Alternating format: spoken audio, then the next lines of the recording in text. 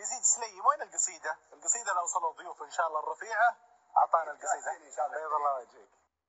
طبعا ورتبنا مع جمعية خيرات يعطيهم العافية، بعد ما يكونون عمالنا وموظفينا وجماعتنا، جمعية خيرات إن شاء الله بيجون يشيلون بقلة.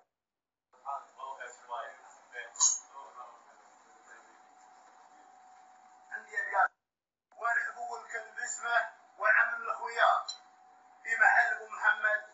يا هلا يا هل قطر، جيت الضيفان عيد لنا في مبتدأ جيب لي رفيع المستوى. حضروا طلين من ورد ولا من ذهب وانذروا للنشامة على سيب المشاة. والبخور مجهز في المبارك أشقر ولا عليه كمر. امش بالدلة وخلك شديد الانتباه. قدركم عالي ولا هو فيكم رسفة.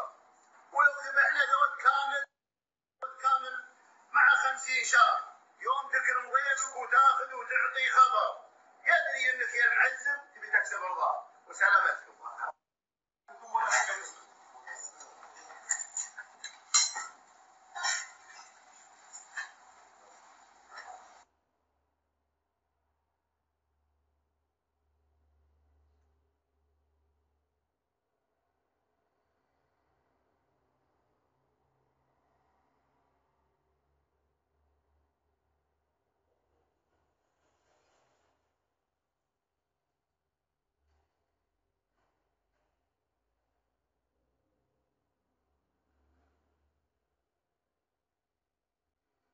طبعا أخطر فقرة في اليوم الفقرة هذه.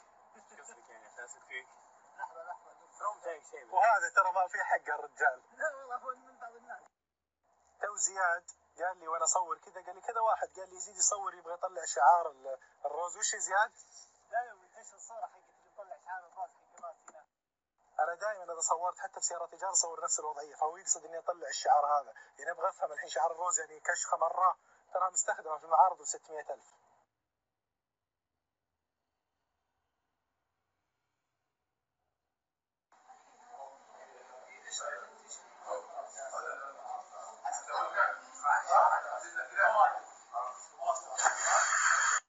جمعية خيرات الحفظ النعمة. الجمعية تعنى بجمع فائض الأكل من مناسبات الولايم، توزيعه على الأسر المستحقة. الجمعية الحمد لله الجمعية تعمل بتصريح رسمي من وزارة العمل والتنمية الاجتماعية. نجمع الفائض، والحين احنا جمعنا الحمد لله هذه، والحمد لله الحين على طول تتوجه بها السيارات للأسر بتوزع إن شاء الله. الله يكتب أجر من ساهم فيها يا رب ويطعم من ثمار الجنة يا حي يا قيوم. من الجميع وقفة معنا لجمع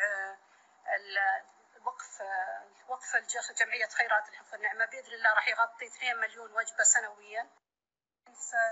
راح ندون عليها البيانات التالية: لتاريخ التعبئة، وقت التعبئة، صلاحية الوجبة، عدد الساعات وقت التسليم، مكان التعبئة. إن أعجبك الفيديو لا تنسى الإعجاب والاشتراك في القناة.